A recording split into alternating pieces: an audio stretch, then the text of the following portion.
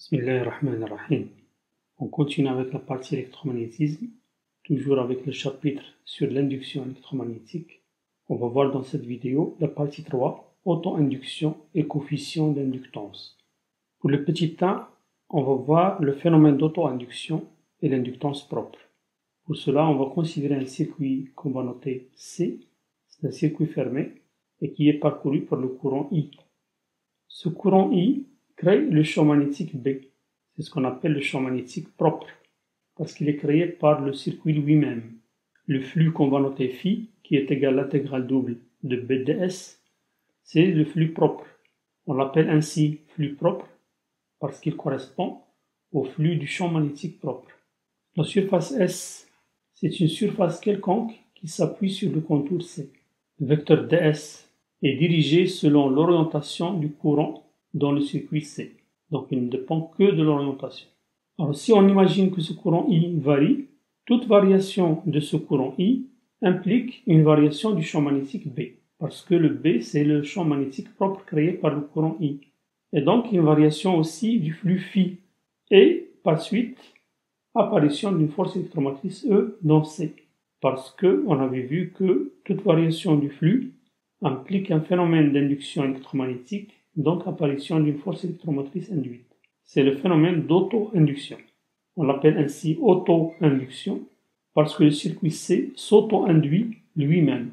D'après cette expression, on remarque que phi est proportionnel à I parce que on avait vu que le champ magnétique B créé est proportionnel au courant qui le crée.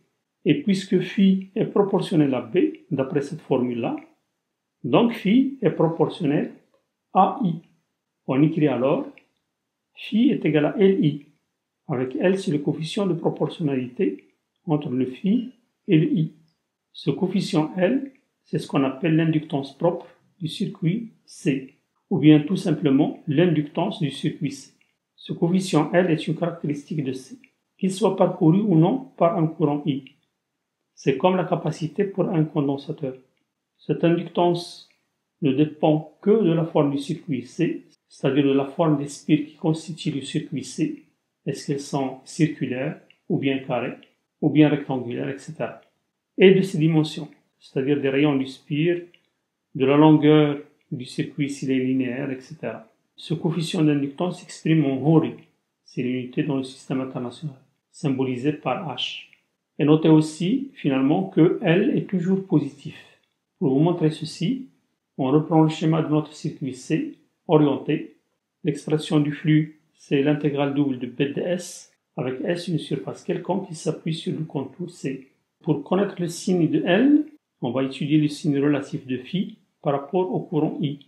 Donc on a deux cas. Si le courant I est positif, c'est-à-dire que le courant I va dans le sens de l'orientation choisie pour le circuit C.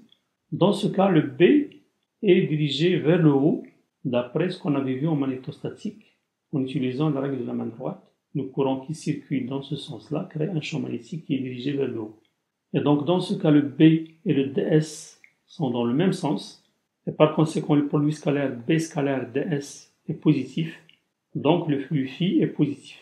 Pour le deuxième cas, si I est négatif, ça veut dire que I circule dans le sens contraire de l'orientation, et par conséquent il va créer un champ magnétique qui est dirigé vers le bas. Par contre, le sens du vecteur ds n'est lié que au sens de l'orientation, qui n'a pas changé dans les deux cas. Et donc le ds est toujours dirigé vers le haut, B est donc opposé à ds. Et donc le produit scalaire B scalaire ds est négatif. Et par conséquent, le flux va être négatif. Donc on remarque, lorsque I est positif, le phi est positif, et lorsque le I est négatif, le phi est négatif. Et par conséquent, phi et I sont toujours de même signe. Et donc, le rapport phi sur I qui est égal à L est toujours positif, quelle que soit la situation. On va voir maintenant un exemple de calcul de L.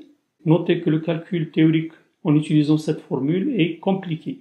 Ce calcul théorique n'est simple que dans des cas très particuliers, notamment dans le cas du solénoïde long qu'on va prendre comme exemple. Voici le schéma du solénoïde. Il est caractérisé par son rayon grand R et par son longueur L, petit l. Il est aussi caractérisé par petit n, qui est le nombre de spires par unité de longueur. c'est-à-dire le nombre de spires total, qu'on note grand N, divisé par la longueur petit n. Donc d'après cette formule, on a le nombre de spires total est égal au produit petit n fois petit n. Ce solenoïde va être considéré comme long si L est très grand devant R. Comme ça, on peut négliger les effets de bord et on peut considérer alors que le solenoïde est infini. On avait vu en magnétostatique que lorsque le solenoïde est parcouru par un courant I, il crée un champ magnétique uniforme à l'intérieur du solenoïde et que le champ magnétique extérieur est nul. C'est le champ magnétique propre créé par le courant I. Son expression en module, c'est mu0 NI. Le flux qui est égal à l'intégrale double de B de S, on peut faire sortir le B puisqu'il est uniforme et on obtient alors B multiplié par S. Avec S, c'est la surface totale, c'est-à-dire la surface d'une spire qui est pi r carré, multiplié par le nombre total de spires qui est égal à NL. En remplaçant l'expression de B et l'expression de S, on obtient alors phi est égal pi mu0 r carré n carré fois L multiplié par I. On obtient alors une formule qui ressemble à celle-ci. Le coefficient d'inductance, c'est ce coefficient de proportionnalité entre phi et I. Et donc, le grand L, l'inductance propre du solenoïde infini, c'est pi mu0 r carré n carré fois petit n. On remarque qu'il ne dépend que des caractéristiques de ce circuit, notamment sa longueur, son rayon et le nombre de spires par unité de longueur. On peut, si vous voulez, les multiplier et diviser par L. On obtient aussi cette formule-là, pi mu0 r carré n carré sur L. On passe au paragraphe petit 2, dans lequel on va parler de l'énergie magnétique. Pour cela, on va considérer une bobine, telle que celle-ci par exemple. Elle est constituée d'un fil enroulé sur un axe cylindrique. Une bobine est caractérisée par son inductance L et de sa résistance petit r. Pour cette bobine de laboratoire, on indique ici son inductance L 500 microhenry et sa résistance petit r 2,2 ohms. C'est normal qu'une bobine ait une résistance R parce qu'elle est constituée d'un fil. On avait vu que pour un fil de longueur L et de section S, la résistance c'est sa longueur L sur gamma S. S étant la section du fil et gamma c'est la conductivité électrique du matériau constituant le fil. On peut modéliser la bobine en basse fréquence par l'association série de sa résistance petit r et de son inductance L. C'est-à-dire que la bobine agit comme si on a une résistance petit r et une inductance petit l qu'on schématise comme ceci, placées en série. On place notre bobine dans un circuit contenant un générateur de tension continue de force électromotrice grand E et un interrupteur K. Et on note UB, la tension aux bornes de la bobine. À l'instant t égale à 0, on ferme l'interrupteur K. Donc il va y avoir un courant qui va s'établir dans le circuit. Donc il va y avoir une variation du courant. Et par conséquent, il va y avoir apparition d'une force électromotrice d'auto-induction petit e. Donc l'inductance L est équivalente à un générateur de force électromotrice E orienté comme ceci, parce qu'on avait vu que la force électromotrice d'induction est toujours orientée dans le même sens que le courant I. On va noter aussi UR, la tension au bord de la résistance. Donc d'après le sens de ces flèches, on aura donc UB est égal à UR moins E. Pour UR, on est en convention récepteur. On peut donc remplacer UR par RI. Et d'après la loi de Faraday, on a E est égal à moins D2 phi sur dt. Et puisque phi est égal à Li, en remplaçant phi par cette expression, on peut faire sortir le L de la dérivée et on obtient E est égal à moins L d de I sur dt. Et finalement, en remplaçant petit e par cette expression, le signe moins va disparaître et on obtient la relation caractéristique d'une bobine. En convention récepteur, UB est égal à RI plus LD de I sur dt. C'est une relation que vous avez déjà utilisée depuis le terminal. D'autre part, on a UB est égal à E, puisque il n'y a aucun dipôle entre la bobine et le générateur. Et en remplaçant dans cette équation UB par grand E, on obtient l'équation différentielle E est égal à RI plus LD de I sur dt. Équation différentielle de premier ordre avec coefficient constant.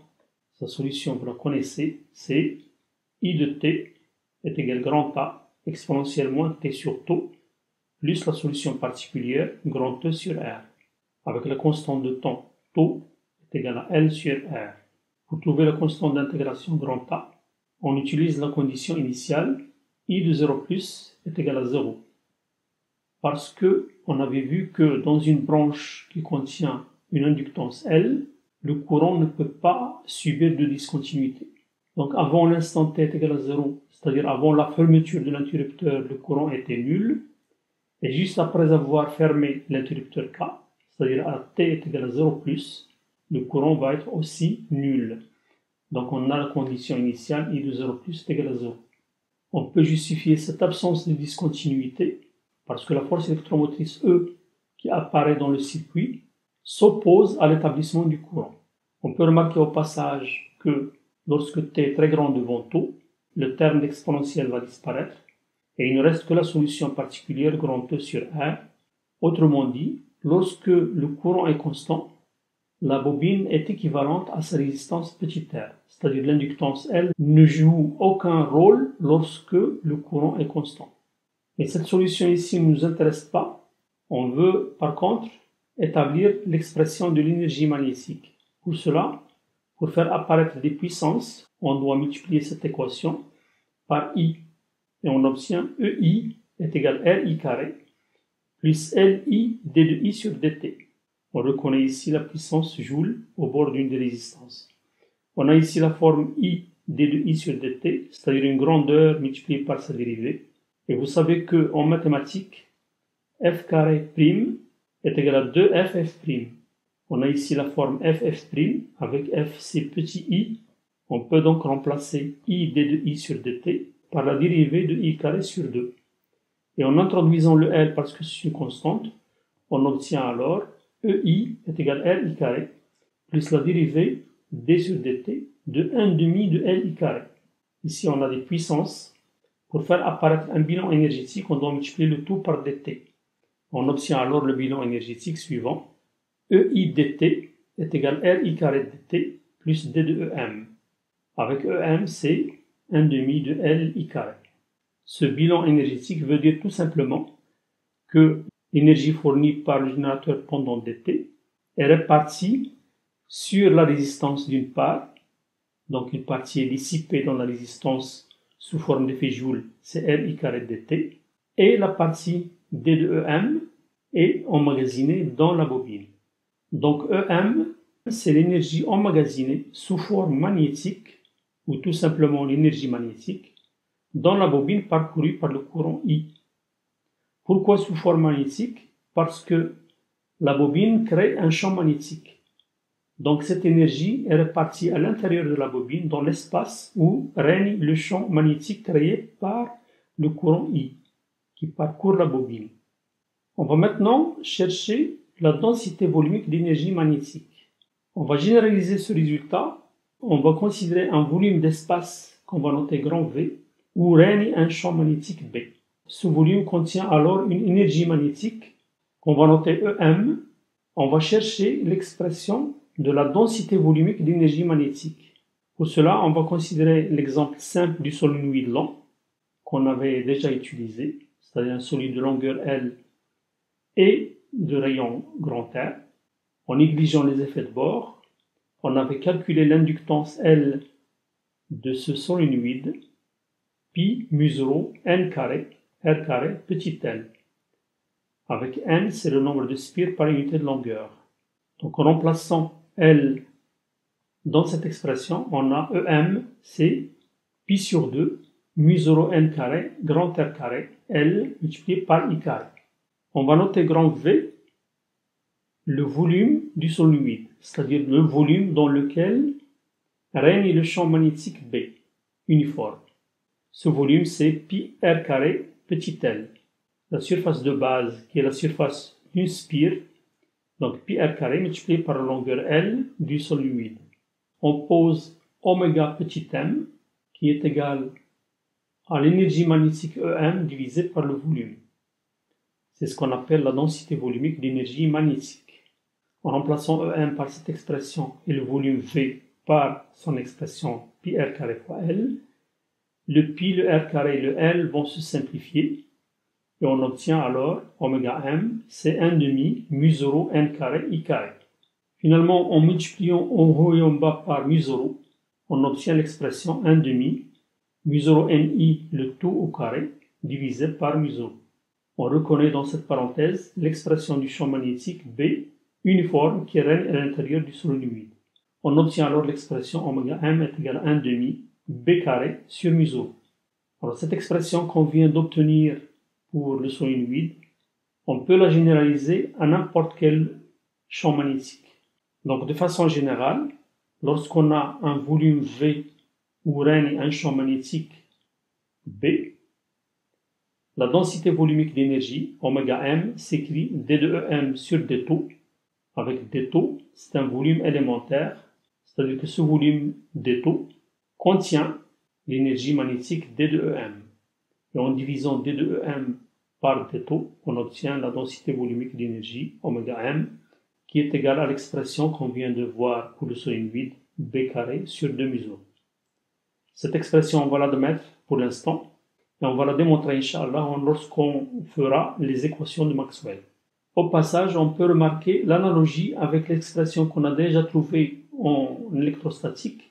On avait trouvé en utilisant le condensateur 1 demi de epsilon 0 au carré. Donc c'est une expression analogue. Là, on a le champ magnétique au carré et là, le champ électrique au carré. À la place de epsilon 0, on a 1 sur mu 0.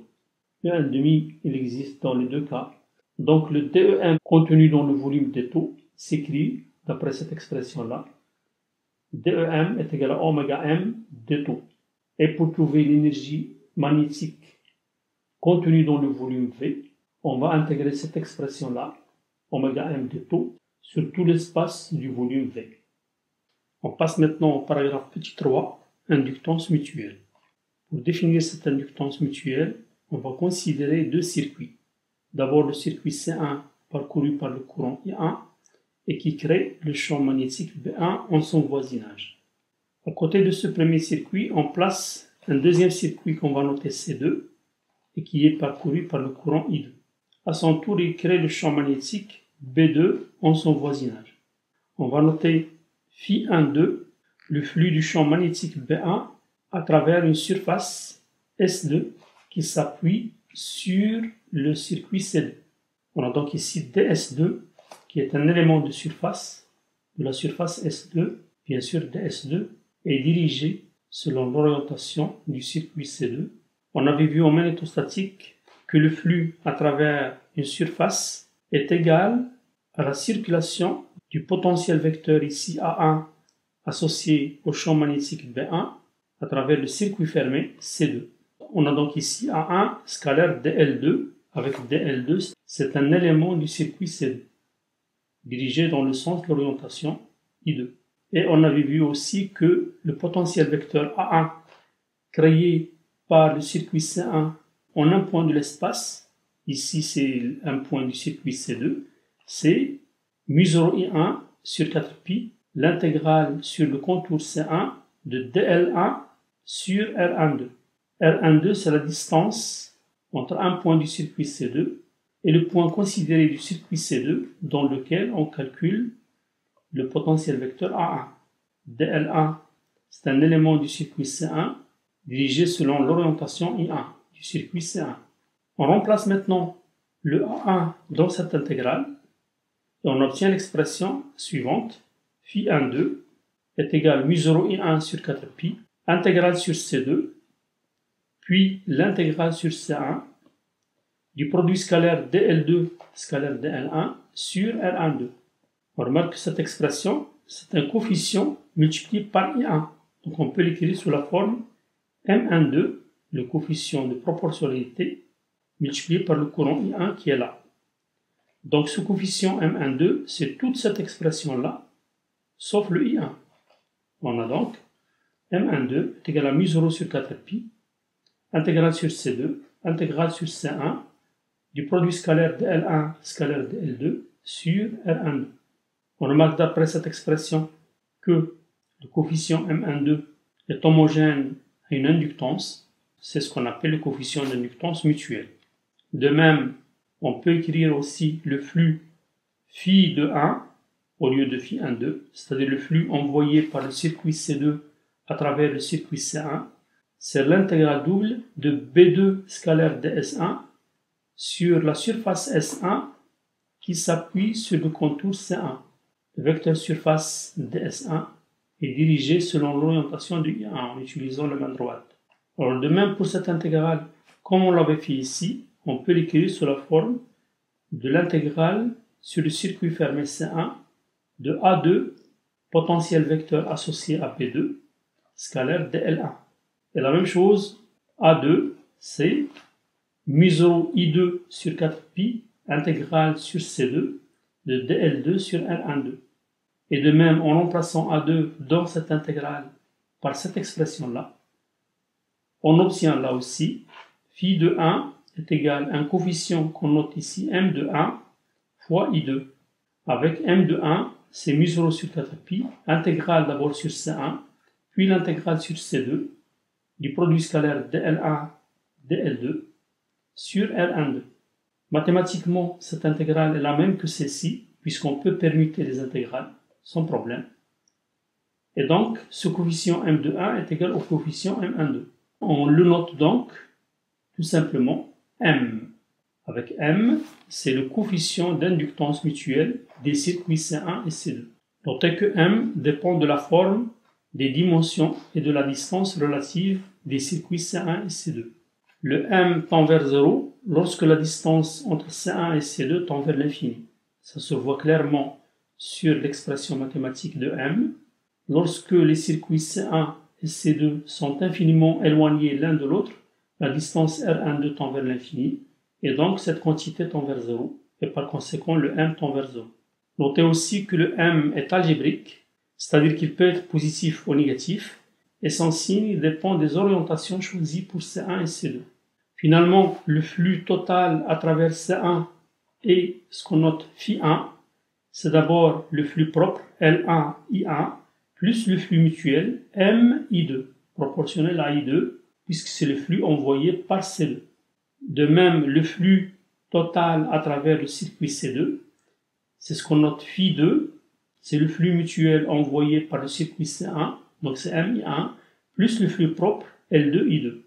Donc d'après ces expressions, on peut écrire phi1 phi2 est égal à la matrice L1M ML2 multiplié par I1 I2. Donc on a phi1 est égal à L1 I1 plus M I2 et phi2 est égal à M I1 plus L2 I2. On vient donc de définir une matrice inductance. C'est une matrice carrée dont la diagonale est constituée des inductances propres. On caractérise le couplage magnétique de C1 et C2 lorsqu'on a une influence magnétique entre deux circuits. On parle de couplage magnétique. Par exemple, dans le cas de deux bobines, lorsqu'on les place l'une à côté de l'autre, on met le symbole M comme ceci pour indiquer qu'il y a une influence mutuelle. Alors ce couplage magnétique est caractérisé par le coefficient K qui est égal à la valeur absolue de M sur racine de L1, L2. On peut remarquer ici, puisqu'on a une racine d'une inductance au carré, et là on a une inductance, donc ce coefficient est sans dimension. Et on peut montrer que on a toujours K est compris entre 0 et 1. Pour 0, c'est facile de le comprendre, parce que le K est égal à 0 lorsque M est égal à 0, c'est-à-dire lorsque les deux circuits sont infiniment éloignés l'un de l'autre. Pour la démonstration K inférieur ou égal à 1, on va la réserver pour la fin de la vidéo. On va maintenant définir l'expression de l'énergie magnétique dans le cas de deux circuits couplés. On a ici deux bobines, la bobine 1 caractérisée par L1, R1 et la bobine 2 caractérisée par L2, R2. On les place dans les circuits suivants. Donc on a ici le courant I1 et là le courant I2. On a donc les équations électriques E1 est égal à R1 I1 moins E1, puisque la bobine 1 est électriquement équivalente à sa résistance R1 et une force électromotrice E1 orientée dans le sens de I1. Et de même, de l'autre côté, on a E2 est égal R de I2 moins E2. Or, d'après les lois de Faraday, E1 c'est moins D de phi 1 sur dt et E2 c'est moins D de phi 2 sur dt. On a donc ici R1 I1 plus D de phi 1 sur dt et là c'est R2 I2 plus D de phi 2 sur dt. Avec phi 1, c'est l'expression qu'on vient de voir, c'est L1 I1 plus M I2 et phi 2 c'est M I1 plus L2 I2. On a donc les expressions suivantes. R1 I1 plus L1 D de I1 sur dt plus M D de I2 sur dt. Et E2, c'est R de I2 plus L2 D de I2 sur dt plus M D de I1 sur dt. Pour faire apparaître les puissances données par les générateurs, on doit multiplier ici par I1 puisque c'est le courant qui traverse le premier générateur. Et là, on multiplie par I2 parce que c'est le courant qui traverse le deuxième générateur. On doit donc multiplier ici par I1 et là par I2 et on fait la somme. On obtient alors E1 I1 plus E2 I2 est égal d'abord donc R1 I1 carré plus R2 I2 carré plus L1 I1 D de I1 sur dt plus L2 I2 D de I2 sur dt plus M I1 D de I2 sur dt plus M I2 D de I1 sur dt. On va écrire la somme de ces dérivés en une seule dérivée. Comme on l'avait vu tout à l'heure, ici, I1 D de I1 sur dt, c'est la dérivée de I1 carré sur 2. Et là, I2 D de I2 sur dt, c'est la dérivée de I2 au carré sur 2. Là, on a le produit I1 fois la dérivée de I2 plus I2 fois la dérivée du I1. Donc, c'est la dérivée du produit I1 fois I2. On obtient donc la dérivée 1 demi L1 I1 carré plus 1 demi L2 I2 carré plus M I1 I2. On obtient alors ici un bilan de puissance. Ici, c'est la puissance donnée par le générateur. Ici, c'est la puissance dissipée par effet Joule dans les résistances. Et là, c'est les dérivés de l'énergie magnétique des deux circuits couplés. Donc, l'énergie magnétique, c'est cette expression-là. 1 demi L1 I1 carré plus 1 demi L2 I2 carré plus M I1 I2. C'est l'expression de l'énergie magnétique dans le cadre des circuits couplés.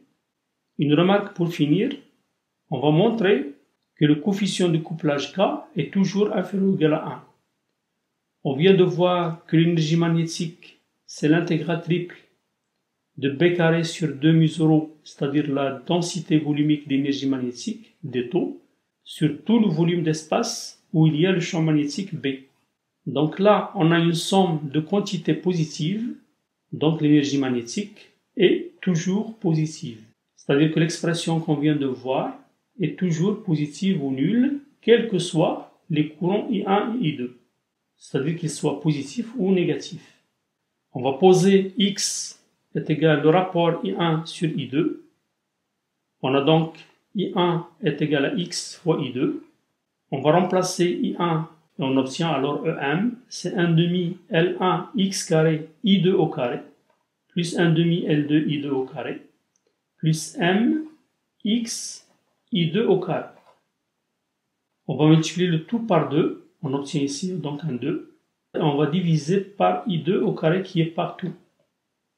On obtient alors 2EM sur I2 au carré est égal L1 X carré plus 2MX plus L2.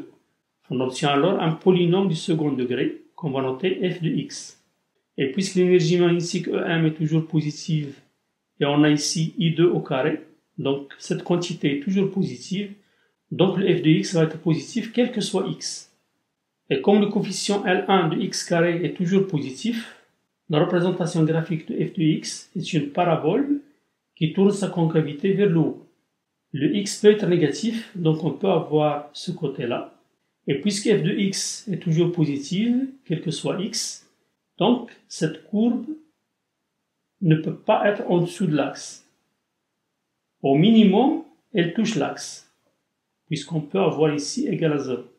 Mais on ne peut jamais avoir une partie de la courbe f de x qui est en dessous de l'axe. C'est-à-dire que l'équation f de x est égale à 0 ne peut pas s'annuler, ne peut jamais s'annuler deux fois. Donc le discriminant de cette égalité, delta qui est égal à b carré, c'est-à-dire 4m carré, moins 4ac, donc moins 4L1, L2, il est toujours inférieur ou égal à 0. Puisque la fonction f de x est égale à 0, ne peut jamais avoir deux solutions différentes. En simplifiant par 4 et en déplaçant le moins L1, L2 de l'autre côté, on a donc m carré qui est toujours inférieur ou égal à L1, L2. Et en passant à la racine, on a donc valeur absolue de m qui est toujours inférieur ou égal à la racine de L1, L2. Et par conséquent, le coefficient k qui est égal à valeur absolue de m sur racine de L1, L2, il est toujours inférieur ou égal à 1. Voilà, on est arrivé à la fin de notre vidéo. N'oubliez pas de vous abonner si ce n'est pas encore fait. Faites un like s'il vous plaît. Merci de votre attention et à la prochaine vidéo.